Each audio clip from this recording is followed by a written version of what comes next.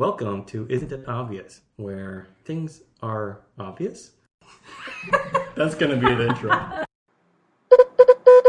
So Fortnite is clearly meritocracy built into capitalist environment with having to build things for the sake of your own self-aggrandizement. Micah, why do you always do this? I don't know. I got a shtick. Isn't it obvious that emotions are contagious? Not to everyone. Not to everyone, Only but not to sociopaths. well, Cite our current president. But no, I don't. I would agree with that to a point. I think the whole crying at a funeral thing, you don't think you go in there, you're not sad until you're suddenly surrounded by all these weeping people, and then suddenly you feel I guess I'm gonna go cry now too. Are you saying though that exclusively one emotion is then contagious, or is it just the act of expressing an emotion is then contagious, then other people can express emotions? Oh no, I'm thinking more like it's the first one where sympathetic. If I'm very happy and chipper, that this could transmit to other people. Oh, or if I'm in an airplane and someone makes that noise inside an airplane, it's kind of rocky. There's turbulence, and then the moment one person breaks spades, right, and then they make that fearful noise, and then that just kind of shocks the fear to everyone, even though it didn't really matter one way or the other. It's just one person's signal, but this kind of puts this idea in people's heads that they should also start panicking too. So it's almost like you're being primed to feel an emotion based on the sounds or stimulus that's coming at you. But it really shouldn't be that way, right? I don't really care what. Well, I think it's more adaptive to conform to. Yeah. If you react faster, you're gonna survive. If someone's screaming, that could be oh, danger! I should probably be scared to get the F out of here because I don't know, snake, bees. I don't run for your lives. I think fear is definitely one of those emotions that are easily contagious. Because you don't really have to say anything. It's more like a instinctual response. No one wants to make a whimpering noise. It just kind of comes out. And people may pick that up faster, I guess. But the thing that I kind of find funny is that, why would I be more fearful because someone else is fearful? I'm my own island, or I'm my own being. Because there's a reason that person is fearful, and your lizard brain is saying that if they're fearful, they're... Yeah, what's dangerous to one human is potentially dangerous to another human. So beneficial to also, be afraid. And then because we aren't led by our lizard brain, there are some people that react differently in those situations. So you may hear that whimper on a plane. If I hear that whimper on the plane, and even if there is a bit of turbulence, I don't have that fear that other people do, because for some reason they cherish their life or something. It's strange. I don't know. Or they're just startled and you're not they're not panicking. They're just having a moment of oh God, mm-hmm. That was and you can your lizard brain isn't oh, panic mode immediately. It's oh, I recognize that as someone being startled, not frightened. And if this plane goes down, there's a 0.2% chance that I survive. So I've comforted death. That's fine. Well, and also what are you going to do? You're trapped on a plane. Yeah. What's the point of being afraid at that point? I mean, it would be. You're gonna die anyway. It'd be interesting if that panic happened. Plane starts going down, and you, as the only calm person, unbuckles and finally goes to the door. I've always seen this in movies, and just yank the emergency exit and have it blow out. Oh God! And Micah flies off into the distance and strikes the ground and lands in someone's roof somewhere. Yeah, traumatize someone by smashing through their window because of the angle, but the plane gets power back and lands gently in a field. Everyone would have been fine. There was a plane crash in Iowa today that was averted due to good pilot activity. There was one fatality when someone who we can only describe as mentally disturbed opened up the emergency exit and jumped out saying, "Whee!" All the way home. Anyway. Investigators are recommending a 1 drink per passenger limit. Even though the stewardess says that he didn't have anything to drink on the plane. On the plane. It's only a 2-hour flight. Yeah, that's why I spent $80 in Des Moines. Oh, boy. Who would fly to Des Moines? Okay, sorry. Oh, so... I can't help where Spirit goes. I understand, why it would be beneficial to react the sound of someone else being afraid to also being afraid.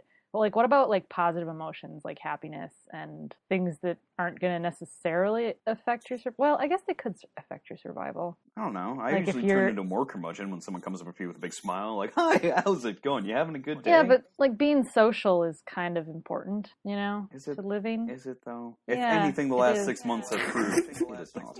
If you haven't relied on another human being for the last 6 months, I'd be surprised. I haven't relied on a single human being. There's still 7 billion of us. That's what I mean. Is so it's beneficial to be contagious to like the mob mentality, because there's very little situations in which it's not. Show your participation in the social group that you're interacting with. That's beneficial. I think the problem with like positive emotions for me is that I immediately get suspicious of them if I don't know them. Hey, I'm a car salesman. Like, hey, welcome. You know, thanks for stopping by. What are you looking for? You know, I'm like, okay, this is immediately shields up, right? Like, I am not trusting anything you say. In fact, I don't even like you more now than I just did before I even saw your face. Like, I find positivity for people I don't know to be extremely, they're trying to sell me something. Especially if they're like women who are like, oh, I love your hair. Have you thought about like, I don't know, maybe trying out some sample? Like, you know, and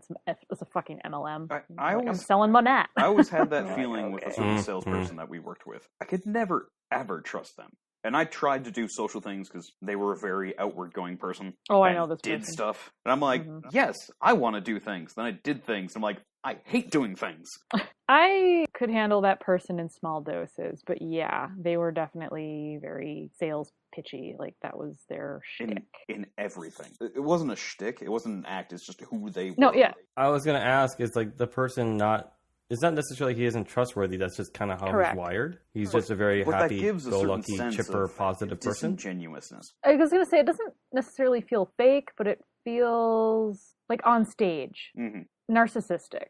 So I have an aunt who's like kind of got a similar, she was like a Vegas showgirl and very narcissistic, and like she would brag about her daughter, and that was like the only person in the entire world who was pretty enough and blah, blah, blah, and that she was proud of other than herself. And no one else mattered to her. And everything was about her, and she was always, and it wasn't like she was like a mean person or like she wasn't feeling these emotions that she was projecting. It was just, it was almost like she was putting on a show for everyone else. Look how perfect my life is. And like in your heart, you knew that this person, she was probably super insecure about how she looked all the time and was constantly agonizing over every gesture, every expression, everything that she shared with other people. And she like needed that validation from other people. How much of that is imposed socially as opposed to the sense of projection to get that reflection back? How much is that imposed by society? I think it's a combination, honestly, because it's not just society, because not everyone reacts that way, and yet we all live in the same society. But nature versus nurture, that's what I was going to say. Well, I think it's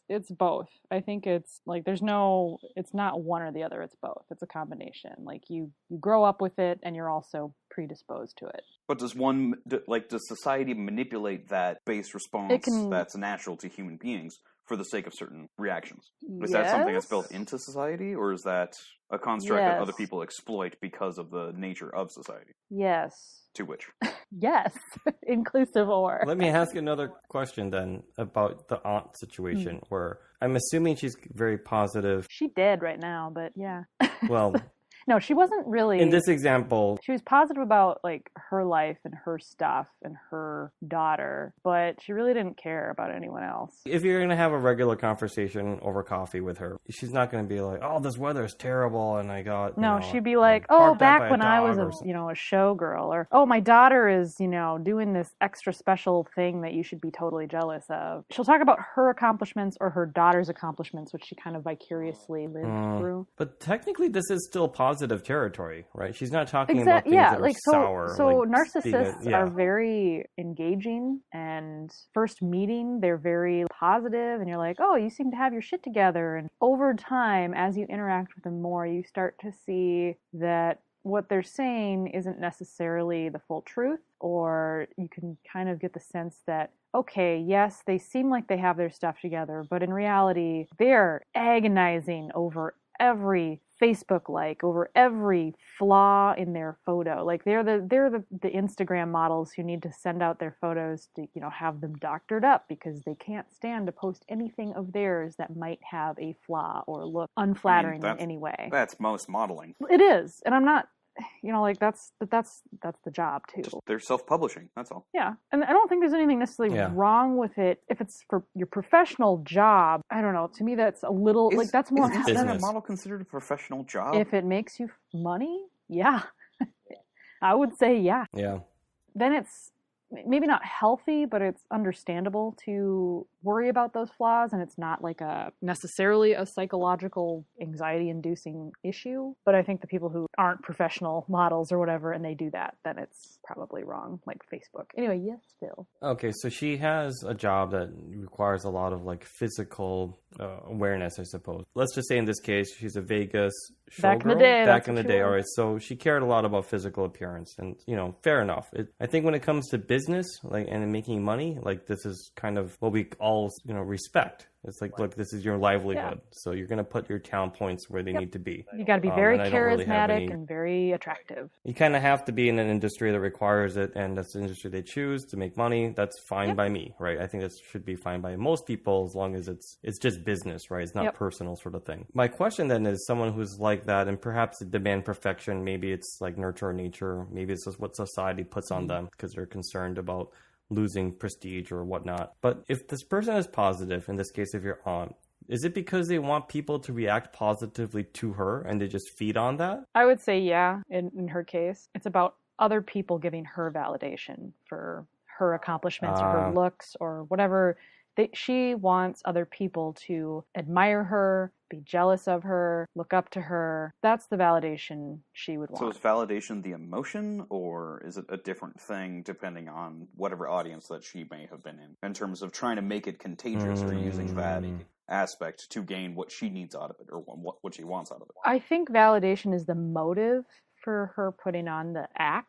Like she's on stage all the time personality. That's her motive for doing it. But I don't know that that's an emotion. Validation is an emotion, but like it's a positive emotion that she wants. And that's the motivation. Does that make sense? Okay, so there's people who are positive, like the car salesman or the showgirl. They have a different motivation of why they want to be positive. Maybe it's business related, or maybe it's just a value, right? They want validation from others, which is like, I mean, come on, let's face it, most people do. I think it's part of the lizard brain. Everyone wants to be like appreciated or whatever. They're good at something, they'd like to be recognized. I think the issue then is like if I see somebody who is like, oh, hey, you know, welcome to the car dealership. You're looking for a minivan? Like, we got 5 for you. Why don't you come on in and have yourself, you know, like a cup of coffee on us, right? Like that type of person who's just chipper and positive, or someone like a showgirl that says, hey, you know, my life is so wonderful and great. You know, if I told you the latest thing that's happening with my daughter, right? Like they have an upbeat sort of voice to them, I'm assuming. Does the person in return, like, respond that way? Like, oh, yeah, thanks for saying that. You know, like, are they going to play the game? And is that game contagious? Because if you're thinking at a meta level, you're going to be like, I would say it can be contagious at first, for sure. Like on first meetings, absolutely. Especially if you take one narcissist and another narcissist and put them in the same room, like they will feed off each other's positivity. But after a while, it'll become more of a competition. Yeah, it becomes more competitive, and they're like, oh, well, I did this and in Paris or whatever, or when I was in Venice, and then they'll start like throwing out these like prestigious sounding things, like, oh, when I was going to Yale, or my honors tassels were this color. Oh God, anyway, I got a story for that, and it's for another time if you're ever interested. But God, just surrounded by narcissists. Yes. But surrounded. Yeah, 2 narcissists in a room, it'll be positive right off the bat, and then it'll like devolve into one-upmanship. And then there's the sycophants who are just like who narcissists feed off of, and that can last a long time, and it doesn't usually end well for the sycophant or whatever. It's like Oh, can we start pronouncing it sycophant? I know. I wanted to say sycophant. Anyway. Okay, for the listeners, and let me see if I get this right. Like a sycophant is somebody who just praises someone else. They're like a toady. It's like the ass kissers, the brown bootlicker. nosers. Yeah. They feel they're getting something out of acknowledging and supporting who they perceive as the alpha in that situation. President of the United This States is like in 2020. No. He has sycophants. This is like catching... That's what I'm saying. This is like catching a knife strategy, catching a falling knife. Because I agree, like the end road for a sycophant is not going to be pretty. It depends on who they tie their anchor to. I think that they must change anchors often. Sycophants have no honor. They are there to get whatever means they can drive out of a situation. So, okay, for a sycophant, someone who just praises endlessly, that doesn't sound like a winning strategy to me. I feel like, again, it's like... No one wants that. Well, some people want that. Narcissists want that. Right. And narcissists find their way into power. Thus, sycophants find their way into power. Right. My guess is that it's like a strange game of like rock, paper, scissors, where you have the narcissist who's like the purester who gets to where he wants to be by sweet talking everybody and super positive. And lying and stealing, just cheating, whatever to put a face on, like, look how successful I am. Right. And there's, and success breeds success, or at least illusion of it, I'm assuming. No more networks or whatever it is. And a lot of people will buy into that. Yep. So the sycophants can have a different strategy where they don't have to be piercing it through. They can just follow the coattails or right along until they hop off. And if they don't hop off soon enough, then they could be eaten. If they hop off too late, then it wasn't worth their time. Remora. So double finger point at Ted Cruz. On a shark. So my thinking about this is that sycophants, they respond to a narcissist like a person is responding with a game of cards.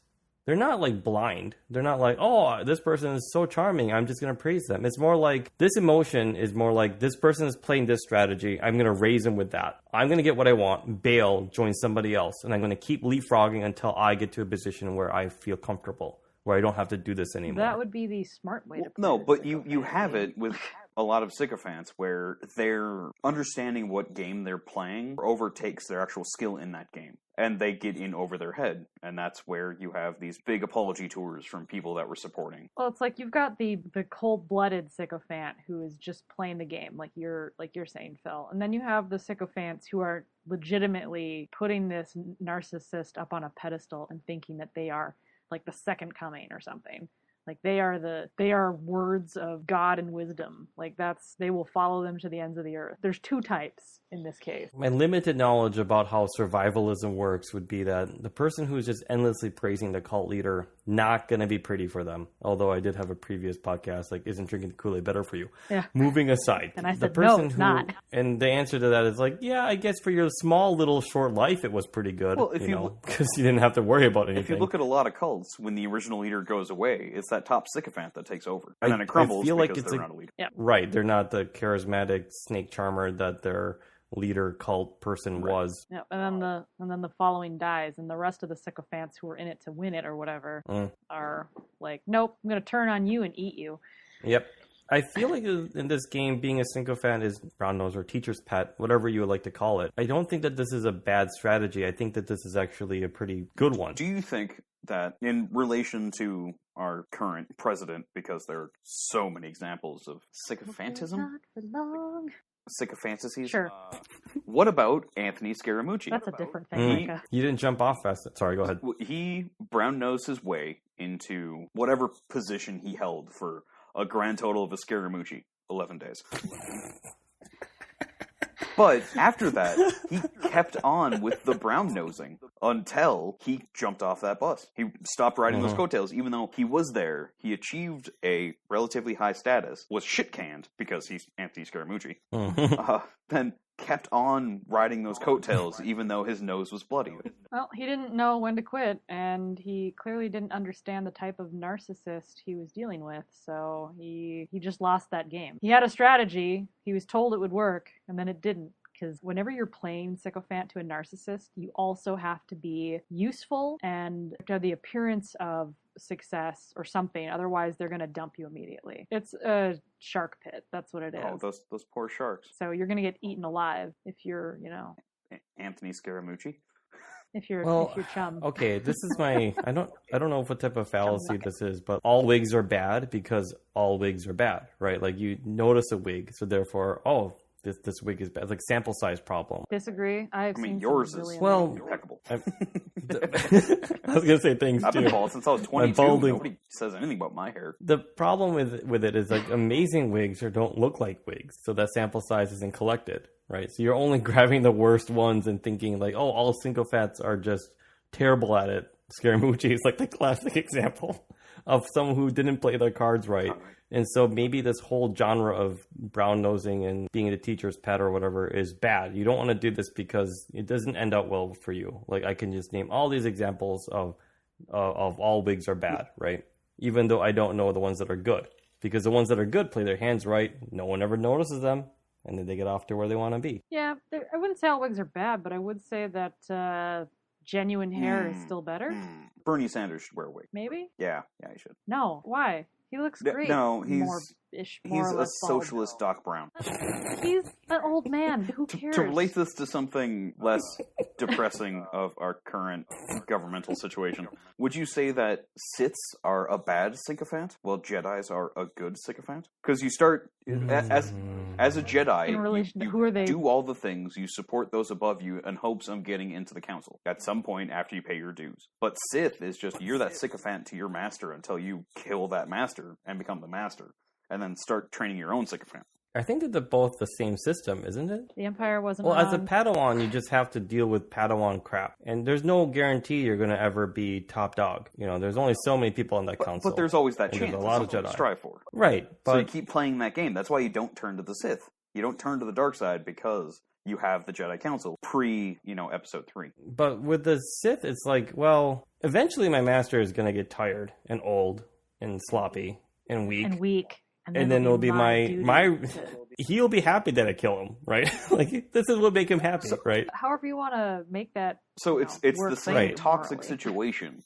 One is just appealing to the emotional response, and one is appealing to the societal response. The Jedi, the societal response is you put in your time, you might get all of these benefits, as opposed to the emotional response where if you reciprocate this, you will then find your opportunity or be killed and replaced. Mm-hmm. But at least the Sith know what the deal is. Like, they signed up for it. They know that if they're... Well, except for Count Dooku, he apparently did not play that role of sycophant very well. Because he was too corrupted by the societal. Right. As a former Jedi, which apparently is a thing.